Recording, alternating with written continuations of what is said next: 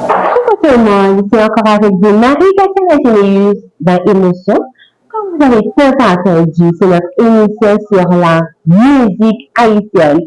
Êtes-vous prêts?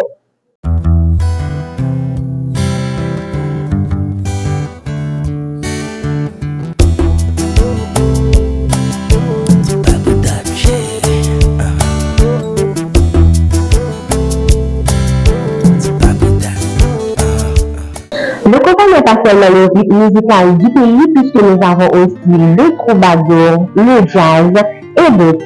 Et la racine qui revient des années 40 avec l'introduction de la musique ancestrale. Venu d'Afrique, l'esclave noir jouait de la musique pour danser, se motiver lors de cérémonies religieuses. Il a dû utiliser dans les chants des instruments à sa portée tels le tambour, vaccine, etc. La musique haïtienne a pris naissance en s'inspirant des chants et de la musique de l'Afrique ancestrale, influencée aussi par la musique des colons européens. Après l'indépendance tout au long du 19e siècle, les fanfares militaires établis dans les principales villes offraient des concerts dominicaux avec de grands musiciens haïtiens comme Oxyd Gentil, 1860, Ludovic Lamotte, 1882, Justin Elie, 1883 et Franck Lassègue, 1890, tous formés en Europe. Au début du XXe siècle, notre musique fut influencée par la tendance afro-cubaine avec les Guets Troubadours, un groupe phare créé dans les années 30. Notre musique s'est aussi inspirée du jazz américain avec des noms comme Issa Ersaye et son orchestre ou l'orchestre jazz des jeunes.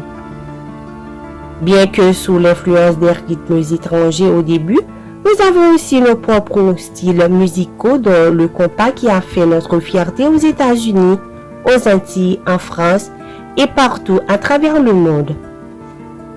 Il fut officiellement créé le 26 juillet 1956 à la place Sainte-Anne par le nom Jean-Baptiste et ses pairs.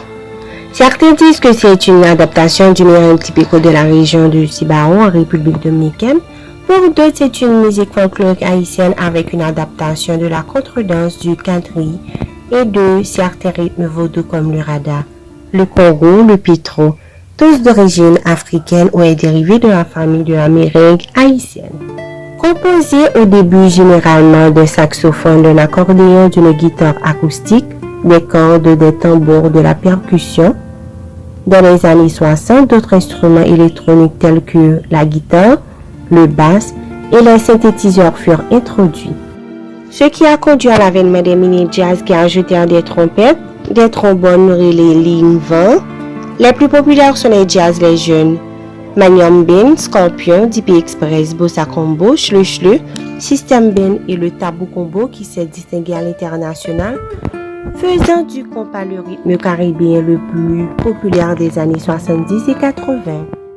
Venant du Cap haïtien, l'orchestre Tropicana et Septentrional restent les deux groupes les plus mythiques car ayant traversé toutes les générations et continuent de nous faire danser. Au début des années 90, le compas digital avec des groupes et un peu de musiciens apporte un nouveau souffle et même un renouveau avec des groupes tels que Top Vice, Sweet Mickey, Digital Express et dans les années 2000, T-Vice, Karimi, Compas Créole l'ont aidé à atteindre un public plus jeune.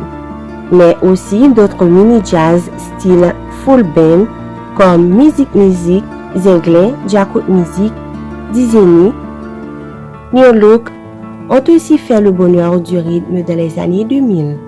Le compas nous a laissé un héritage des chanteurs comme Roger Collard, Choubou, Cubano, Timono pour les plus anciens et plus récents Réginald Congé, Gracia Leva, Gazman Pipo et de grands musiciens Daniel Larivière, Albert Chanty, Dadou Basket, Richie, Harley, Fabrice Rousier, Robert Martino et tant d'autres. Evans Lespinasse est connue pour être la femme à avoir mis sa voix sur un album compas de Alex Jacques qui s'intitule Symphonie archivée, sorti en 1980. Et Nicolina Florentino est la femme ayant passé plus de temps dans un groupe compas anglais comme saxophoniste depuis plus d'une vingtaine d'années. Ticon, Renette Désir, Émile Michel, Rochelle Guillaume et d'autres font partie des femmes ayant fait leur nom dans l'industrie musicale haïtienne. Les qualificatifs ont été ajoutés pour différencier les différents styles ajoutés, tels que le compas roussi, compas mélange, michavel, caramel, compas love et compas rabodaille du Jacout Music pour son côté carnavalesque lors des soirées. Pour la petite histoire, vers 1959, Robert Sicot créait un nouveau rythme de danse qui se distingue à peine du compas direct de Nemours Jean-Baptiste. Popularisé dans les années 80, le Racine devient une musique plus engagée socialement, se distinguant des années 40 et politisée. Les musiciens introduisent le rock reggae sur un fond de rara avec l'incontournable rythme kata. Bookman Experience est le groupe de la tendance purement racine à jouir d'un rayonnement national et international. Il fut créé par Théodore Bookman alias Lolo et son épouse Mimose Dimanzé. Puis, d'autres groupes créés par la suite ont adopté ce genre dont Tokai, Ram, Racine Mapou de Azor, Boucan Guinée, Koudjaï, Dukin, Kessi, etc. Des musiciens s'inspirant du jazz américain, genre afro-jazz de la Nouvelle-Orléans. Parmi les plus connus, on peut citer Joel Woodmayer et son groupe Zekle, avec Raoul Denis Jr., Bello, Bitovaroba et le groupe Mosaïque. Des chanteurs comme Mano Chalmagne et Marco Gentil, Toto Nécessité, Rodolphe Millien, Jules Similien, Coupé Cloué dans les années 70 ont contribué à l'essor du troubadour, un mélange de rythmes afro-cubains et de la musique rurale haïtienne. Pour dénoncer des plaies sociales ou politiques, on ne peut pas oublier le rap et le raga des années 80 et 2000 avec des groupes comme Kim Posse, Original Staff et le rap créole avec les groupes comme Master, Barricade Crew et Rock Femme et le rappeur Master G. Le rabodaille fait aussi partie depuis le début de la décennie 2010 des tendances les plus populaires sous l'influence de DJ Tony Mix et le beatmaker J-Dove dont le rythmique fait danser toute une jeunesse qui l'approprie. On ne saurait oublier la première dame de la musique haïtienne, Lumane Casimir, qui est née en 1914 à Plaisance dans le nord d'Haïti. Elle est sans doute l'une des figures emblématiques de la musique haïtienne des années 40.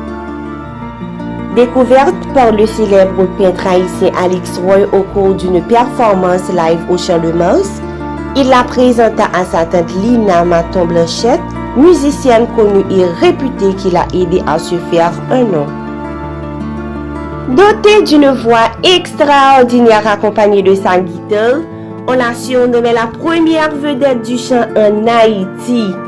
Elle a interprété des chansons traditionnelles telles que Papa Gué des belles garçons, Panama m'tombé, Carolina Caro ayant un succès très court. Elle mourut dans des circonstances qui demeurent floues. D'après certains historiens, elle serait morte en 1953. Alors, chantons et dansons avec émotion en créole avec notre rythme haïtien.